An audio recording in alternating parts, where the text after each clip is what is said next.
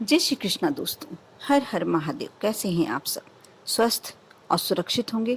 सर्वप्रथम तो चैत्र नवरात्रि की आपको बहुत बहुत शुभकामनाएं, बहुत बहुत बधाइयाँ। जल्द ही अष्टमी और नवमी तिथि आने वाली है। सभी लोग, अधिकांश लोग इन नवरात्रों में नौ कन्या को अपने घर में पूजन कर कर भोग लगाते हैं, भोजन कराते हैं। बहुत ही अच्छी बात है। जिस घर में कन्या भोज होता है उस घर में अशांति कभी नहीं हो सकती, धन की कमी कभी नहीं हो सकती।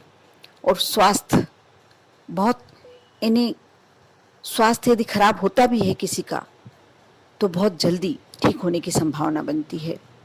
कन्याओं का पूजन करना एक तरह से माँ, जो नौ रूप होते हैं माँ के, इन दिनों में जो पूजे जाते हैं उनको आप उन कन्याओं में देखते हैं। उन कन्याओं में उन माँ का रूप देखकर आप पूजन करते हैं। वैसे क्यों ही अब 9 दिन ही क्यों कन्याओं का पूजन करें? क्यों नहीं 365 दिन कन्याओं का पूजन किया जाए? वैसे भी लड़की तो हर रूप में लक्ष्मी का ही रूप होती, देवी का ही रूप होती है। जब छोटी होती है कन्या के रूप में पूजी जाती है, जब युवा अवस्था में आती है तो भी लक्ष्मी का रूप होती है, और जब वो किसी के घर की लक्ष्मी बनती है तो लक्ष्मी हो ही जाती है।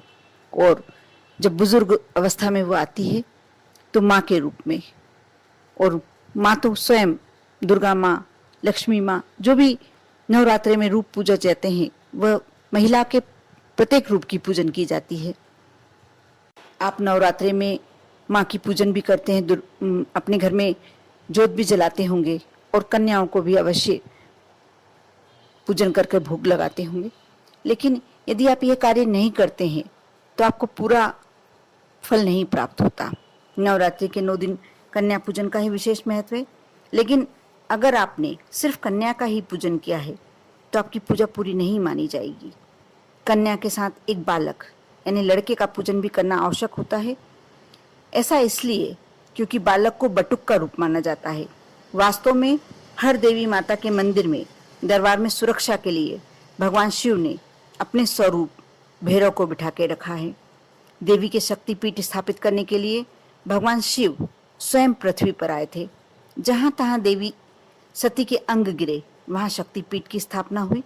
वहीं पर भगवान भोलेनाथ ने अपने स्वरूप भैरव को भी हर दरबार में तैनात किया हुआ है। माँ की पूजा भैरव बाबा के दर्शन किए बिना अधूरी होती है, ये बात तो आप सभी जानते ही होंगे।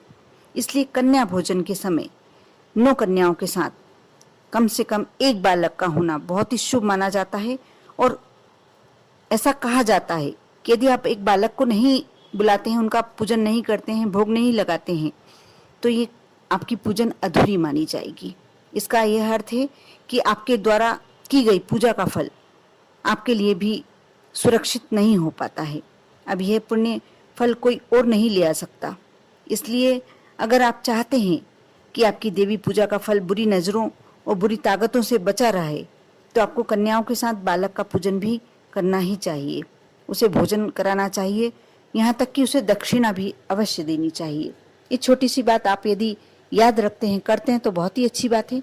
यदि नहीं करते हैं तो इस बार के नवरात्रि से आपको शुरू करना चाहिए। और जितनी श्रद्धा आप कन्याओं के पूजन में रखते हैं उतनी ही श्रद्धा आपको बालक के पूजन में भी रखना बहुत जरूरी है। कर देखें। इस बार की नवरात्रि में यदि आप ये विशेष उपाय करते हैं तो आपके घर में चमत्कारिक परिवर्तन देखने को मिलता है। असीम शांति, असीम उत्साह और असीम प्यार, आपसी सामंजस्य। कर देखें। ओम नमः शिवाय।